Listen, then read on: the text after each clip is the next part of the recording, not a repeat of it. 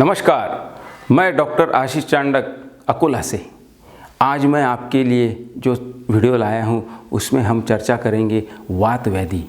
आपको या आपके किसी भी परिजन को अगर किसी भी तरह का वात का इशू है या वात की तकलीफ़ है, बोले तो रूमेटॉइड आर्थराइटिस या फिर ऑस्टियो आर्थराइटिस या फिर वात रक्त, इस जैसी जो भी चीज़ें हैं, अगर आप में से किसी को भी ये दिखाई देती है तो यह वीडियो आपके लिए बहुत ज़रूरी है और इसे अंत तक देखना आपने बहुत ज़रूरी है। उसी तरह आज जो हम टॉपिक पे डिस्कशन करने वाले हैं वो पूरा सुनने के पहले आपको हमारे चांडक आयुर्वेद यूट्यूब चैनल को सब्सक्राइब करना भी ज़रूरी है दोस्तों। तो आज हम देखेंगे कि वात व्याधि होती क्या है। एक्चुअली शरीर में जहाँ भी जो भी दर्द होता है, चाहे फिर इस जॉइंट में रहे, इस जॉइंट में रहे या इस जॉइंट में रहे या फिर नी जॉइंट में रहे, कहीं भी दर्द रहे, वो आयुर्वेद के हिसाब से वात व्याधि में ही आता है। आयुर्वेद में वात व्याधि की कुल संख्या 80 बताई गई है। 80 प्रकार के वात व्याधि है। उसमें से हमें कौन सा है यह अगर जानना है तो आपको किसी न किसी आयुर्वेद चिकित्सक की सलाह लेकर आपको यह कंफर्म करना होगा कि आपको वात व्याधि में कौन सी व्याधि है। आप चाहे तो मुझसे भी कांटेक्ट कर सकते हैं। मेरा नीचे व्हाट्सएप नंबर दिया है, आप उस पर व्हाट्सएप मैसेज कीजिए, मैं भी आपकी सहायता करूंगा। तो सबसे पहले थोड़े से लक्षण हम वात व्याधि के ले लेते हैं, उसके बाद में मैं आपको उसका ट्रीटमेंट भी बताऊंगा। तो लक्षणों में हम देखते हैं कि बहुत से पेशेंट कंप्लेंट करते हैं कि डॉक्टर साहब, मैं जब भी सुबह उठता हूँ तो पूरी बॉडी मेरी जकड़ी हुई होती है, हाथ पैर में दर्द बहुत होता है, जॉइंट में पेन होता है, हमेशा बुखार जैसा महसूस होता है। इस तरह की कंप्लेंट्स बहुत से पेशेंट करते हैं। मेरी भूख बहुत कम हो गई है, खाने के लिए लेता हूँ तो मुझे खाना नहीं जाता, भूख तो लगे जैसी लगती है लेकिन मुंह में ही निवाला घूमता है। इस तरह के सिम्टम्स बहुत से पेशेंट बताते हैं।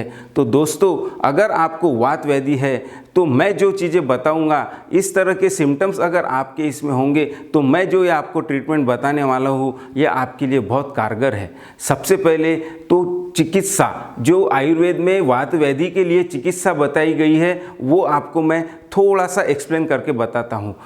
शमन और शोधन, इस तरह की दो चिकित्साएं आयुर्वेद में वात व्याधि के लिए दी गई है। शमन चिकित्सा बोले तो औषधि द्रव्यों से जो वात व्याधि को हम कम करते हैं उसे शमन चिकित्सा कहते हैं। और शोधन चिकित्सा बोले तो शरीर के अंदर से वात को निकाल कर फेंकना तुरंत, उसे हम शोधन चिकित्सा कहेंगे। उसमें पंचकर्म आता है। पंचकर्म में भी 5 जो कर्म है उसमें बस्ती कर्म के बहुत अच्छे रिजल्ट है। बस्ती कर्म में भी अनुवासन और निरूह, यह 2 बस्तियाँ वात के लिए बहुत अच्छी कारगर है। तो यह सारी चीज़ें आपको किसी आयुर्वेद चिकित्सक के अंडर में ही करनी चाहिए या मुझसे कांटेक्ट कीजिए, मैं आपकी सहायता करूँगा।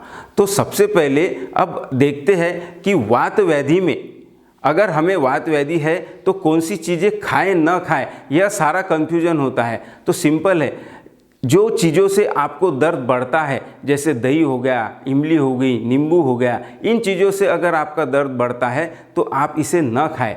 और ट्रीटमेंट के बारे में अगर आपको सोचना है तो आप शमन और शोधन यह दोनों चिकित्सा कर सकते हैं। अगर शोधन चिकित्सा की व्यवस्था नहीं है यानी पंचकर्म की व्यवस्था नहीं है तो आप मुझसे कांटेक्ट कीजिए, मैं घर पे ही आपको थोड़ा बहुत पंचकर्म किस तरह से कर सकते हैं यह भी बताऊंगा। तो अब जो शमन चिकित्सा में हम दवाई बना के जो देते हैं उससे वात कम होता है। और जो शोधन चिकित्सा है जिसमें मैंने आपको कहा है कि बस्ती होती क्या है यह मैं आपको बताने वाला हूँ। बस्ती में हम लोग क्या करते हैं कि औषधि युक्त जो काढ़े होते हैं, जो औषधि द्रव्य होते हैं वो भरड़ स्वरूप में लेके उनको काढ़ा बनाया जाता है और वो एनल रीजन से हम छोड़ते हैं। तो वो 400, 450, 600 ml तक हम छोड़ते हैं। वो डिपेंड है पेशेंट के ऊपर, उसकी पोजीशन देख के हम वो डिसीजन लेते हैं। तो बस्ती यह एनल रीजन से देने के बाद आधे घंटे बाद ये फिर से वापस आ जाती है, लेकिन आते वक्त ये साथ में शरीर में जो वात बढ़ा हुआ है उसको भी साथ में लेके आती है। शरीर में जो त्रिदोष बताया है, वात, पित्त और कफ, इनकी समानता लाने के लिए बस्ती का उपयोग बहुत ही ज़बरदस्त है। उसके बाद अब जो शमन चिकित्सा जो है उसमें आपको कुछ मैं घरगुती चीज़ें बताता हूँ, वह आप बिल्कुल कर सकते हैं। जैसे अगर आपके जॉइंट्स में बहुत ज़्यादा पेन है, कभी भी जकड़न रहती है और आपको भूख कम लगती है, तो ये नुस्खा आपके लिए बहुत ही ज़बरदस्त है दोस्तों। आपको क्या करना है कि आपके थाली में 2 लहसुन की कलियाँ लेना है। रोज़ 7 दिनों तक 2 लहसुन की कलियाँ 7 दिन तक सबसे पहले चबा चबा कर खाना है।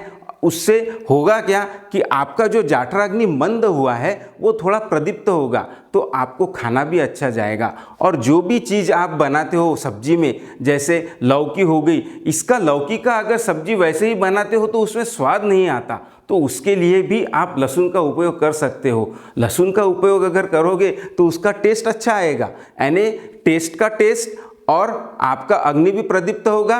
और इससे बहुत बड़ा फ़ायदा ये होगा कि आपके जॉइंट में जो स्टिफनेस है, जो दर्द है, वो कम होने में बहुत सहायता होगी। यह चीज़ आप 7 दिनों तक कीजिए। इसके अगले 7 दिन आपको अदरक का छोटा सा टुकड़ा लेना है, वह भी खाने के पहले। जैसे लहसुन की 2 कलियाँ चबा चबा कर खाई, उसी तरह अदरक का टुकड़ा भी चबा चबा कर खाना है। वह भी वही काम करेगा, आपके अग्नि को प्रदीप्त करेगा और आपके जॉइंट्स में जो पेन है उसको कम करेगा। इस तरह से अगर 7-7 दिन अल्टरनेट ये चीज़ करते गए तो आपके पेन में, इन्फ्लामेशन में, ये जो वात की जो तकलीफ है इसमें बहुत हद तक आपको कमी दिखाई देगी। इस तरह से अगर हम ट्रीटमेंट करते हैं तो यह बहुत फ़ायदा होता है। और एक चीज़, अगर आपको किसी भी तरह की कोई भी अड़चन आती है या कोई भी दिक्कत आती है तो आप मुझसे कांटेक्ट ज़रूर कीजिए, मैं आपकी सहायता पूरी करूँगा। क्योंकि मैं मेरे क्लिनिक में देखता हूँ कि वात व्याधि के पेशेंट जो भी है उन्हें बहुत तकलीफ होती है। कई पेशेंट तो मैं देखता हूं कि 10-10 साल हो गए वात व्याधि से लड़ रहे हैं, लेकिन उनका इलाज नहीं हो रहा है। इलाज नहीं हो रहा है बोले तो कैसा है, ये वात व्याधि जो है क्रोनिक होती है, इसमें आपकी इम्यूनिटी कमज़ोर होती है। और बहुत सी बार मैं मेरे ओपीडी में देखता हूं कि पेशेंट बहुत ज़्यादा स्टेरॉयड खा के आते हैं, तो वो स्टेरॉयड इनकी इम्यूनिटी और कम कर देता है, तो पेशेंट और ख़राब हो जाता है। तो आप आयुर्वेद की चिकित्सा लीजिए, इससे आपका इम्यूनिटी भी बढ़ेगा, आपका डिसीज़ भी खत्म होगा और आप पहले की तरह पूरा अच्छा होके अच्छी ज़िंदगी जी सकेंगे। तो दोस्तों, ये आज था वात व्याधि में हम क्या क्या कर सकते हैं और इस वात व्याधि को हम हमारे शरीर के अंदर से कैसे भगा सकते हैं, यह सारी चीज़ें आज हमने इस वीडियो में देखी। अगर आपको ये वीडियो पसंद आया तो अभी तुरंत मेरे चांडक आयुर्वेद यूट्यूब चैनल को सब्सक्राइब कीजिए। अगले वीडियो के लिए धन्यवाद।